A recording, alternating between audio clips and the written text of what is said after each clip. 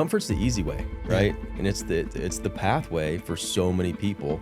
It's the culture, like, oh, just take the easy way out. A lot of parents don't allow their children to take a lot of risk. Especially in the US. I mean, there's so many helicopter parents, right? That don't want their kids to take any risk. They want to control everything. There's definitely a difference between risk-taking, which could endanger the child, and risk-taking that can grow their character. Mm-hmm. I think risk does have an outcome. Is the outcome of this going to grow me, or am I going to destroy my future? Yeah, that's the reason people get stuck. And sure, you can take the comfortable way out, you just stay mediocre. Hey everyone, and welcome back to the Raising Humans Project. We've got a guest who has been on with us before. Welcome back, Brett Thomson. Thank you. Good to be here again. I love these opportunities to talk dad to dad. Today is a topic that's kind of a lot of parents don't allow their children to take a lot of, which is risk.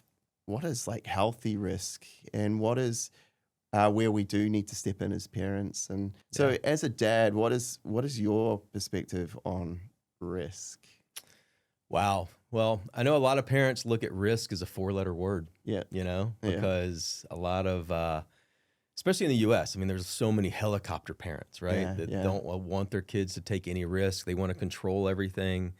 But, I think risk is something that, number one, in the day and age we live in now, I mean, just bringing kids into this world is a risk, right? And it's a good risk to take, especially if you feel like you've been called to have kids. Not everybody has that calling, but we always did, and we always look back and go, "Man, we maybe should have had like 3 or 4 instead of just 2." But that was our portion. But I think taking risks is what God has called us to do to some degree in both business as well as fatherhood, parenthood. And I believe risk today is even more like widely like the opportunity is more wide right now, because you have social media, you have the world is at your fingertips. You can get on a plane and be anywhere. I mean, there's so many different ways you can take calculated risk. And I think risk is not a bad thing as long as you understand what the risk is, and as long as you allow the kids to enter that like form of risk at the right age, right? So you don't want to give, and like we probably started our kids because they did travel soccer a little bit too young. We gave our oldest one an iPhone at the age of 9 because she was on a soccer field all the time with other parents who we wanted her to always be connected. But, that's like a risk as an example that you just got to calculate what's the right age to give a kid a little computer in their hand because they have access to so many things. So I don't think risk is a bad thing. Absolutely. Yeah, the helicopter parent thing is I think as naturally as parents we want to be as protective as possible, but I'm kind of feeling like parents are going a little too far, and in some cases not far enough, because there is definitely a difference between like risk taking, which could endanger the child, and risk taking that can grow their character. And I think there's a middle ground here that has to be found between the two. Yeah.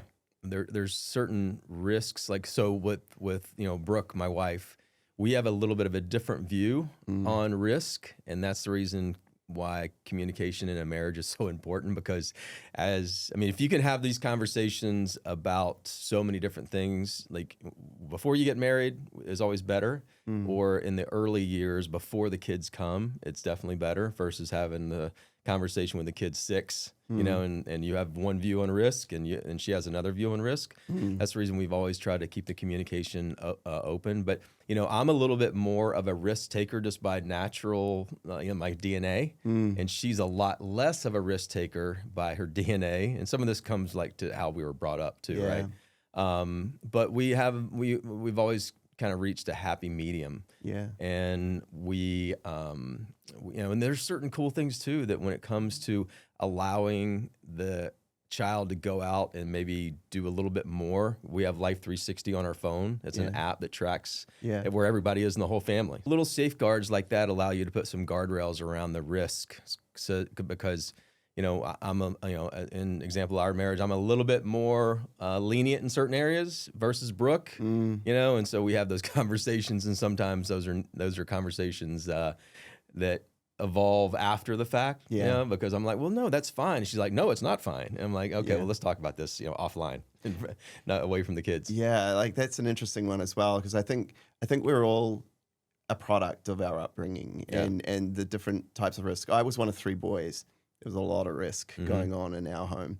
Not necessarily unhealthy risk, but more, I can see the difference between how, say, I raise my girls versus how I raise my boys. With my wife's background, with Shree's background, because of risk and the outcomes of the risk that she took, she's definitely got a lower risk tolerance than I do. Yeah. I will say it's okay, for them to go and do that, but there is a wall where there is a line that she won't step over, and there is that conversation about working out what you both will allow versus won't allow. You mentioned that Brooke and yourself, you got different risk tolerances, so it's a similar sort of game. And we do, and we're very similar. It sounds. I mean, I grew up with 3 boys, me and 2 other brothers, and so there was a lot of ability, as in probably most homes that were all the boys, are raised. I mean, that's just like the natural evolution of it, I think. And I would say in the majority of most homes that I know of, where it's all boys being raised in the home, right? Yeah. It's just how kids are, boys are. And so like in my home, same as yours. I mean, we were allowed to take risk, and probably too much risk, looking back. And there was a lot of craziness that, and thank goodness that I lived through some of it realistically. And then like where Brooke, how she was brought up, more in a controlled environment, right, where there was not a lot of risk-taking ability. So that was brought into our marriage. And so I honestly think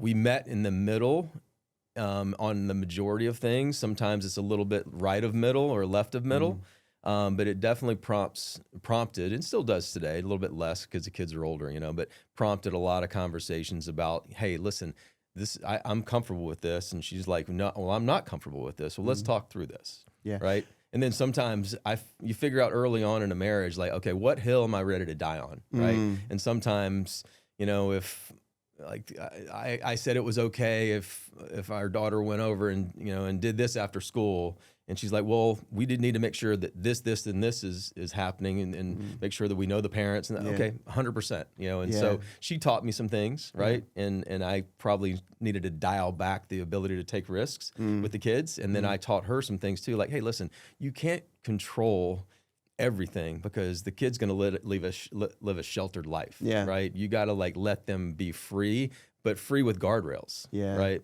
And so there always needs to be what I would say a happy medium, and again, just prompts ongoing conversations. And the other thing I'll say is, one of the things that we have always done a very thorough, call it, job with the kids is almost instilling a little bit of fear in them as far as like what goes on in the world today with social media, with people that, like at a gas station, someone that can just come up behind you while you're pumping gas, right? Little things as far as like trafficking issues, like people put like a dollar bill on their car handle in a parking lot, and it's laced with something. We tell them, like, if anything like that happens, you go away, you get somebody from the store. Because so those are the little things that we always kind of instill a little bit of fear, but it's smart fear in the kids. And I shouldn't, maybe fear is the wrong word, but like intelligent cautiousness. Because there's so many different things that we hear about that the kids don't, and so we always tell them and we tell them some of the extreme stuff, right? Because we're partnered with some anti-trafficking organizations that we donate to and work inside, and so. We, good or bad, we hear a lot of the horror stories on what could happen, and we tell the kids. And sometimes they poo-poo it. They're like, oh, whatever, that's not going to happen. Like, maybe, but as long as they hear it, and I think they put it in their brain, and I think they have a recall, and I think it's a good thing. And Brooks taught me some of that stuff too, because I would never lean like towards that, but after hearing all the stories, seeing the things that we've seen, and then of course having daughters, we just have really tried to do a thorough job into just letting them know the big picture and what could happen, while also allowing them to take calculated risk. Yeah, they need to understand that you're not Liam Neeson. And Exactly. Right. and that stuff actually does happen. I want to ask you about your own personal experience with risk, though, because this shapes who you are as a father. Mm-hmm. And we also grew up in a time where I think a lot of the risk we took didn't necessarily have the same sort of consequences as the risks that the kids are taking now are. Yeah. I mean, the stuff we did was still pretty dumb, but it was, at the same time, I don't necessarily think it may have ended up with some of the consequences that they have now. Like, we might have ended up with a broken bone or a bloody nose or whatever. But it now it just seems there's so much access to things that the risk taking is at another level. Yeah, I mean, okay, so I'd say there's two answers to it. One, I agree with you. I took a lot of probably not so smart risks, but I think the lane of traffic was so much narrower, and I didn't see the opportunity, worldwide opportunity. I mean, I never got in a plane and went to Europe until I was in college, right? And so, I mean, our kids they've got frequent flyer status on 3 airlines. I mean, they're always traveling and seeing the bigger world, which is what we've always focused on, is try to focus on experiences and not on stuff. That's where we really see the value as far as the family. And so that, it can work both ways. And so so with me growing up, I think more of my risks that I was able to take and kind of also encouraged to take were like some of the stupider stuff, the stupid stuff. And then I would say, my parents had a kind of a laissez-faire attitude, because I was the youngest by far. And by the time I got old enough to be able to make a lot of my own decisions, they were kind of off doing their own thing, traveling and doing some things. And so I was kind of encouraged, I guess, by God to say, okay, you've got this wide lane here. You need to be smart in what you do and the decisions that you make. And I think I was literally given discernment in that way, because I was the only brother that never got arrested. I was the only brother that never really got in trouble, and I was like big into sports and didn't like drink and do a bunch of crazy stuff. And so I think a lot of this is like just listening to God and trying to understand the anointing on your life, when it came, because I found Jesus when I was 16. And I think by that time I'd probably made some dumb decisions, but I think I was able to, I don't know, things change when you find the Lord. And so those are some of the riskier things, I would say, in the evolution. And then when it comes to like more like the biggest risk, I would say, that we kind of not only taught our kids by example, but lived through it, was when we burned the boats and left North Carolina after 20 years. After, I had the same career for 25 years right out of college with the same medical device company, very structured, very successful career. And then we just had been talking about, Brooke and I had been talking about working together and doing something different for years and years, and just never made that leap, because my career was growing and things were really good, but we knew there was something bigger. Yeah. And so then we finally, and we had informed the kids like, hey, look, we're looking to do something. And so the biggest risk I think we took as a family was I resigned from my job after 25 years, same company. And then we picked up everything, sold the majority of what we had, got the kids out of school, and moved to one of the most expensive places in the U.S. to live, California. And they started, middle school and high school. And we embarked on a new direct sales company that we started. We're founders in, and then we also started another strategy company, and a lot of cool things that that was like the biggest risk. Because I mean, we like when I say we burned the boats, that's what we did. We burned the boat that we had, you know, the lifestyle and the kind of the, not the guaranteed income, but the income that I had through my corporate job. And we just all came together as a family and said, hey, this is what we're doing. This is the plan. And we're going to really lean into God, and we're going to do this, and it's going to be amazing. Yeah, and it wasn't always rainbows and unicorns, you know, in the very beginning, but it was a big risk. And looking back, I would not have changed anything. Yeah, I mean, I think that's an important thing to sort of teach children as well, is that some risks are actually really healthy, and especially if they've got this idea or desire that they want to do something for themselves, like go into business or travel the world or do all these things. Yes, there's a lot of risk involved with those things. You have to explain that risk is the removal of comfort and removal of this space where we can feel comfortable and safe. We often say this to talk about this with the kids in terms of, if you have the drive and the desire to do something and there's risk involved in it, don't shy away from the risk.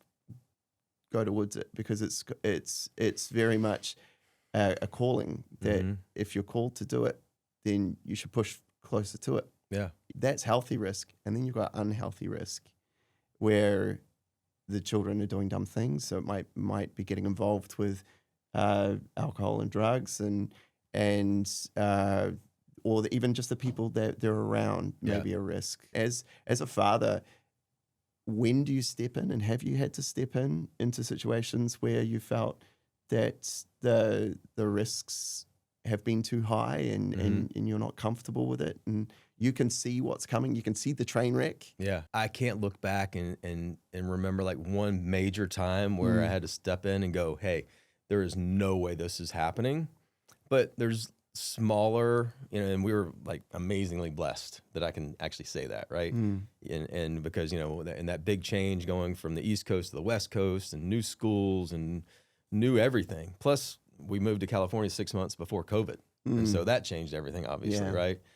But I would just say there's some like more smaller, more frequent, you know, things where we've had to step in, and you know, little things like you are the 5 people you hang around, right? And so we've had to, like, especially when they came into the new schools, we had to put some guardrails like, hey, these kids, like, or these girls that you're hanging out with, that's not your crowd. That's not who you need to be with. And you just need to, and we never had to like pull them out of something and go, hey, listen, I forbid you to see these kids. We've always been able to just guide them and say, hey, you know, it's a proven fact, you are the 5 people you hang around with, right? And you always want to up level your crowd, right? And if you're the leader and you're at the top of the food chain, and you're having to bring people along, you know, and just need to be cognizant of that, even if you know, if you're 12 or if you're 60, right? And so we've always been able to guide them through that. But I would just say we've just had to do that, not all that frequently, but just really just kind of adjust the ship a little bit, instead of having to take a hard right turn, because we're very grateful with the discernment and the abilities I think that God's given our daughters, where we haven't really had like this massive issue, even like with boys. I mean, our last time we talked on your podcast, we were talking about our oldest daughter never even had a boyfriend because she was into her friends and sports. And same thing with our youngest one. She never even had a boyfriend until her senior year. And the kid was actually very respectful, and it was like a good example of how she should be treated. Now, granted, I was like very watchful and very mindful of everything that went on. I think I was. And so that was the same. And then our youngest daughter, she's like really into like working out and, you know, and sports and her friends, and, you know, boys are just not that big of a thing, right? Yeah. But I think some of that piece that you're talking about with boyfriends and things, as fathers, we need to have a really good connection with our daughters from the point of view of, we want to model for them what a healthy relationship is. Exactly.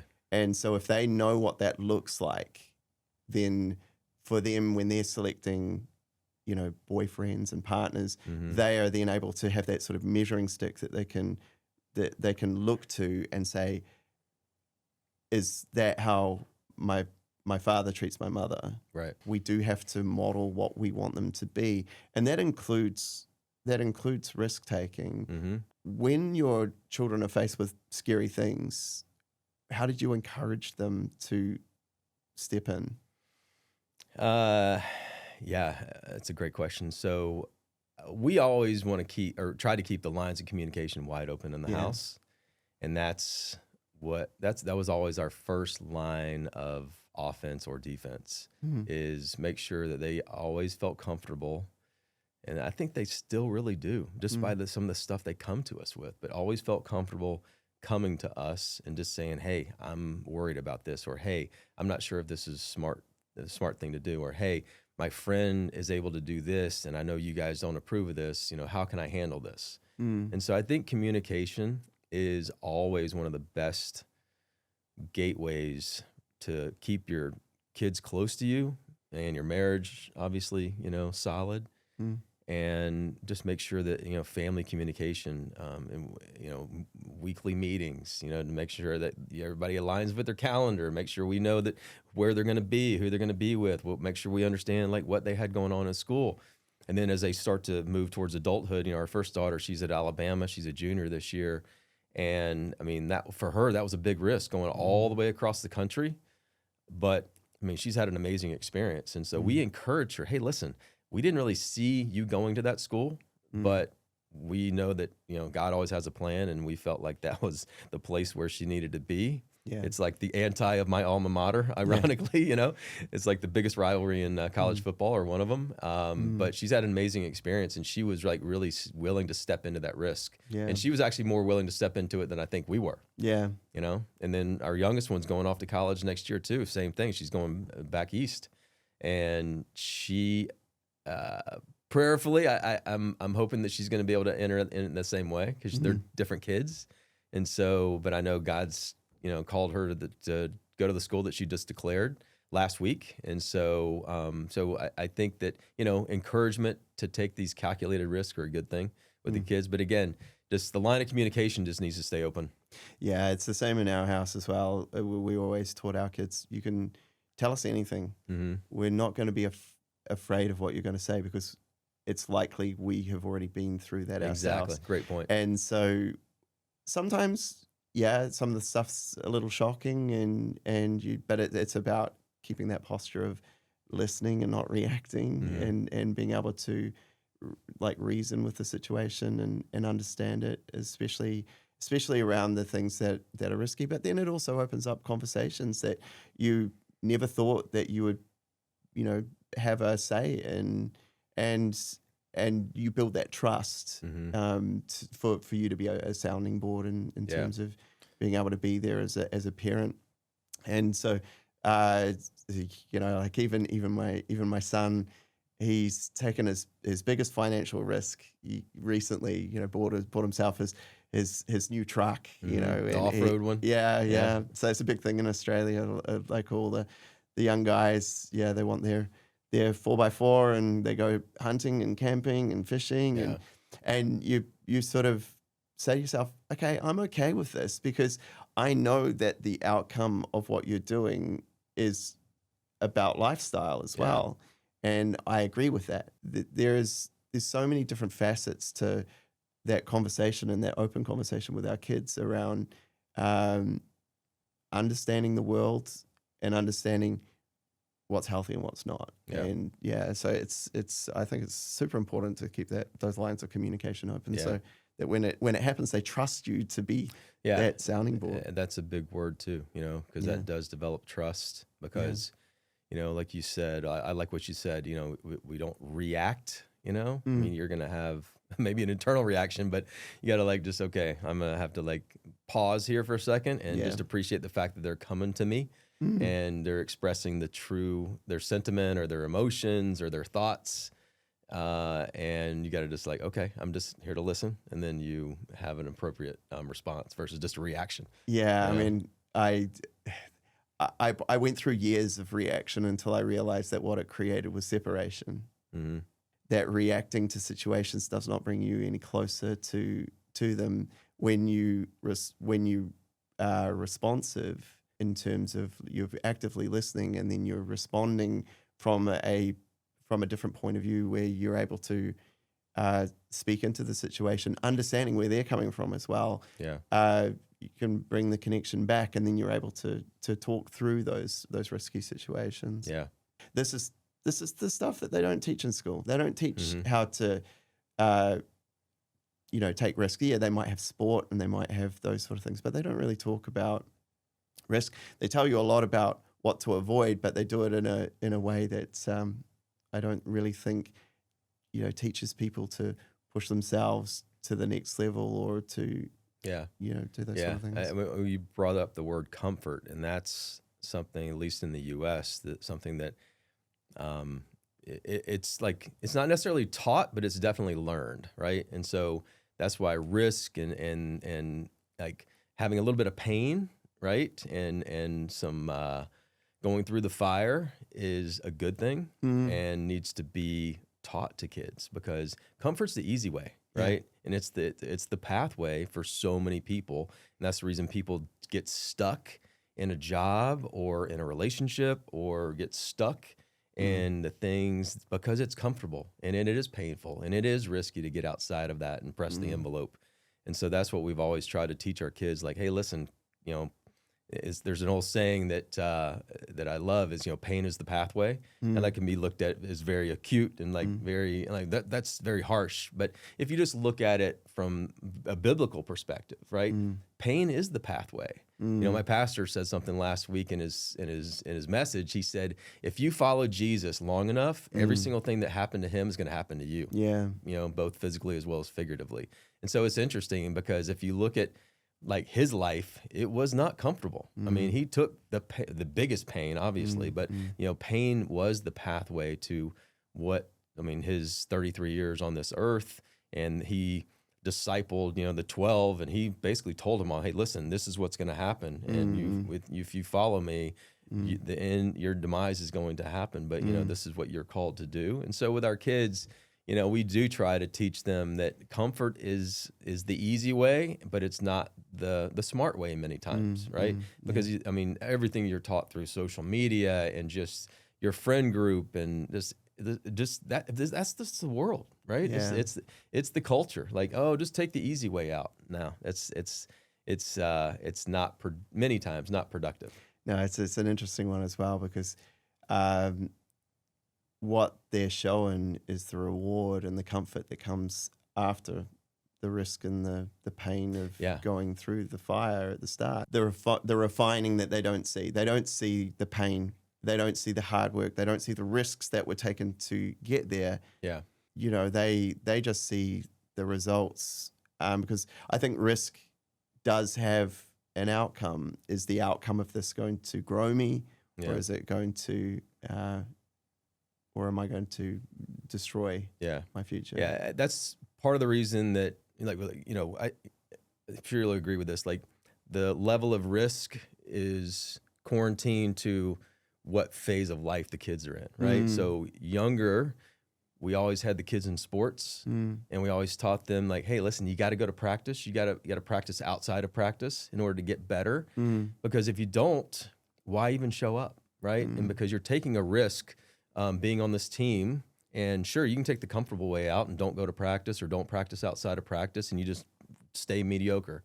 And then that's how you're going to go through life, maybe, right? And we were kind when we said that, but that's what we try to instill in them, right?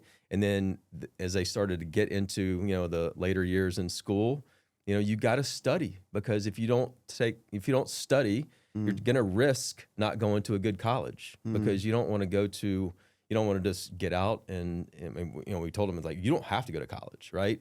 Everything's a risk. So if you don't want to go to college, let's talk about that. And if you want to take a risk and become a early entrepreneur, hey, we're going to support that. But let's make sure we talk through that. And so now our kids are in that, the young adult years, where the oldest one's going to graduate next year. She's talking about going to law school. And so we're encouraging her, listen, that's a risk. If you go into law school and you decide that's not for you, that's okay. But at least if you want to take that risk, it's a calculated risk. It's got definitely a payoff, right? And so we just always try to instill in the different phases, like, let's evaluate what you're doing. There's a risk to everything, but there's a payoff, but there's also a negative side to it as well. encouraging them to go into business. They've got to understand that this is a financial risk. Yes, there's great reward in it if it goes well. Yeah. There is also the other side of it, which is it could also mean you end up in bankruptcy. Is that there's the other side of it that they don't necessarily understand, but then training them and telling them you need to seek the help to ensure that you've got the guardrails to keep you in the boundaries. If you're going to go into business, get a good accountant. Yeah. Find the right mentors. Do all of these things, because then you de-risk the risk. My kids have seen both like worlds of the corporate world, because I was in it for so long, and they were old enough to realize definitely, hey, Dad gets up and he works at home on Mondays and he travels Tuesday through Thursday, maybe Friday, and that's his life, and that's where we get provision from, and that was my portion back then. While Brooke was off, building other businesses, supporting her, and we didn't work together, right? Yeah. And so they knew that, and they saw there's risk in both, right? And then burn the boats. We moved to California. We worked together, and then they see, hey, that's a true entrepreneurial amount of risk, but there's so much bigger payoff, because gone were the days, and my kids, if you ask them, I think they would tell you this. Gone are the days where I missed school functions, where I wasn't home that much. I was spending more time in a Marriott than I was at home. And my kids felt that when they were younger. And then when we moved to California, I mean, we were together all the time, which was great. And, again, sometimes together too much, especially during COVID.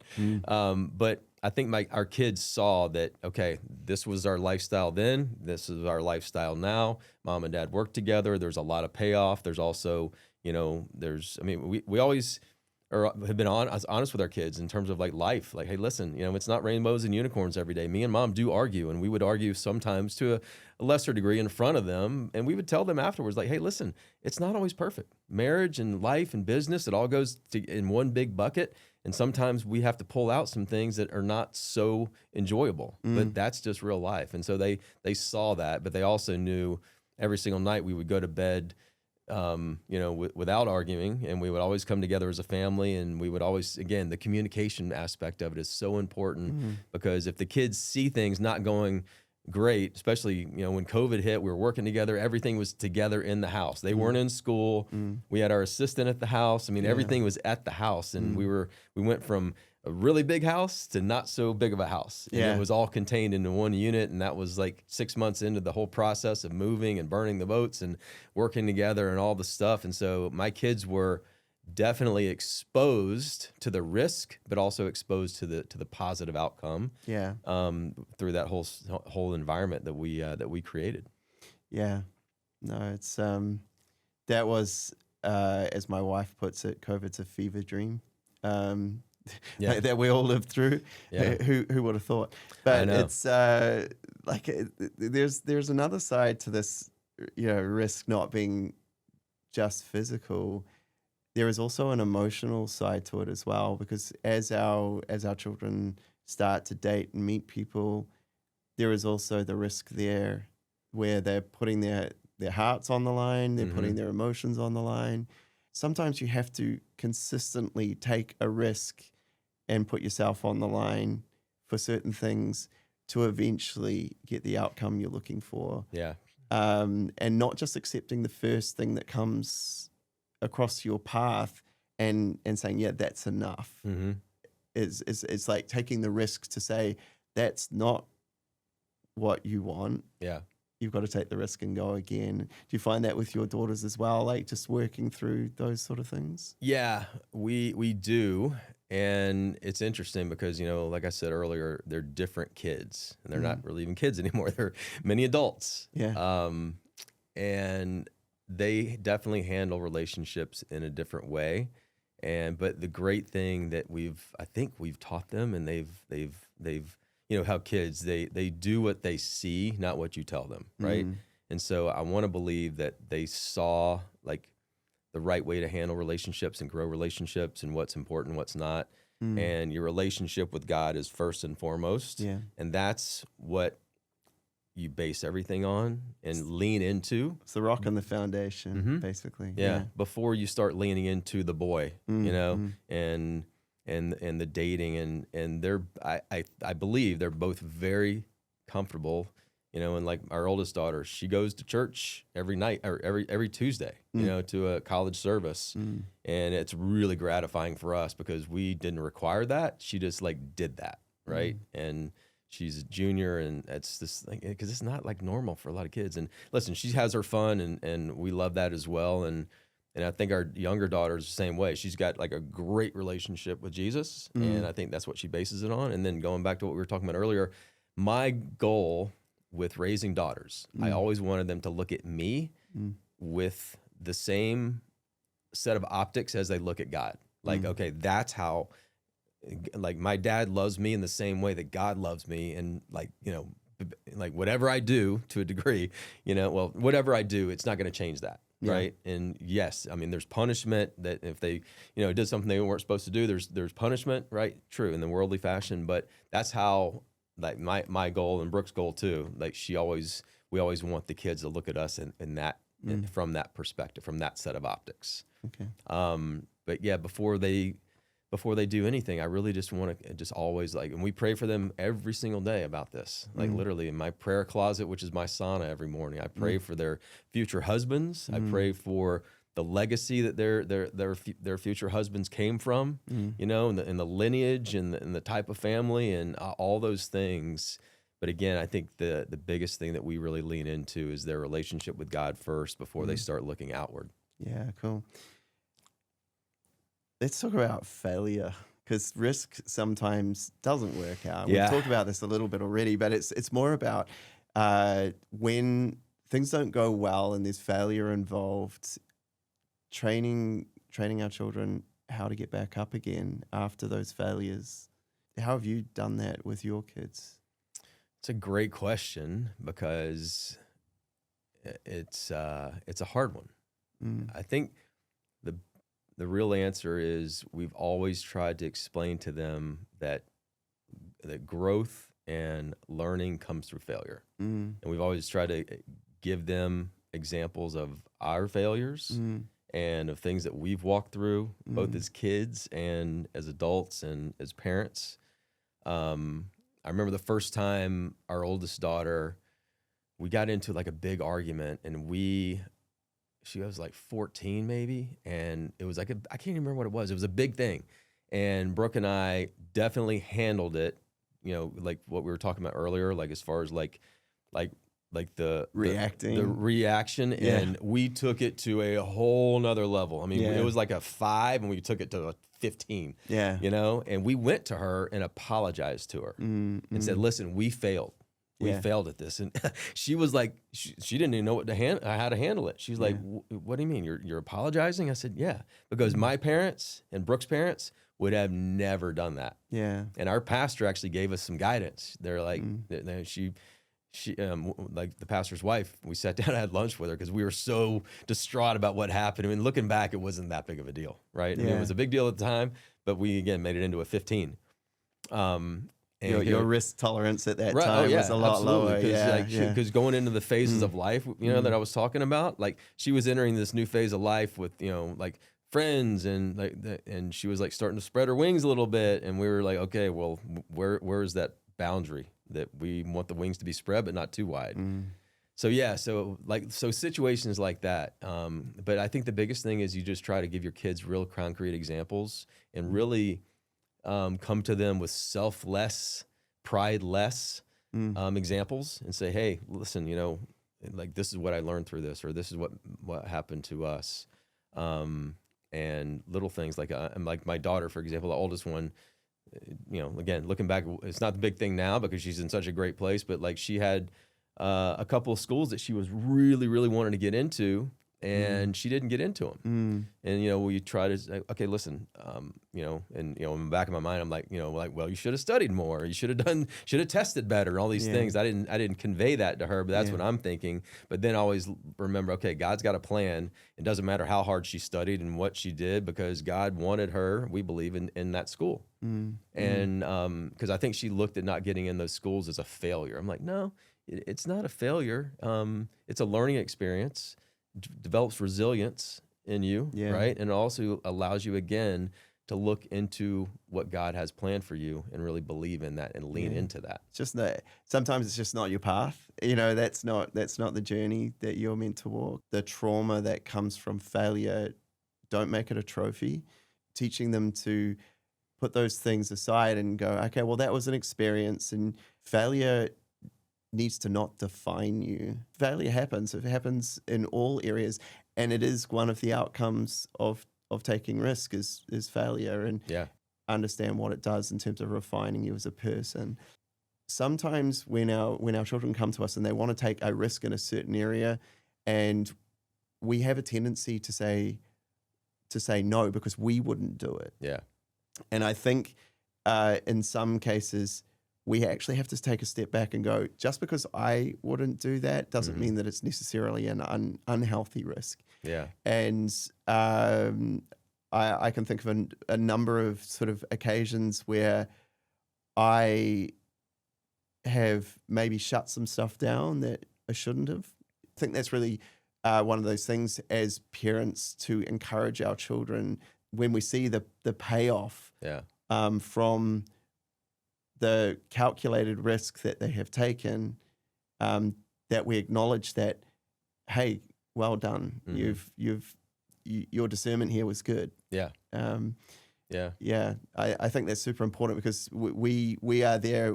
We can be both their worst enemies, or we can be their greatest cheerleaders. And I think we've got to make sure that in all these areas where we see these things happening, is that they are encouraged to take the healthy risks. Yeah. I mean, I'm reminded about a story that I read again this morning. It's biblical, and we're both reading the same book right now, but it's that story in the Gospels about the talents. Yeah, right? 100%. Yeah, and so I read it again this morning in the chapter of the book that I'm reading and rereading, and it really gave me a different perspective in terms of, the servant was punished because he didn't take risk. But he wasn't necessarily doing something that was wrong. See, this is the thing. That's and in the thing. worldly point of view, taking the talent and burying it and protecting it. Right. This is what I think we all do.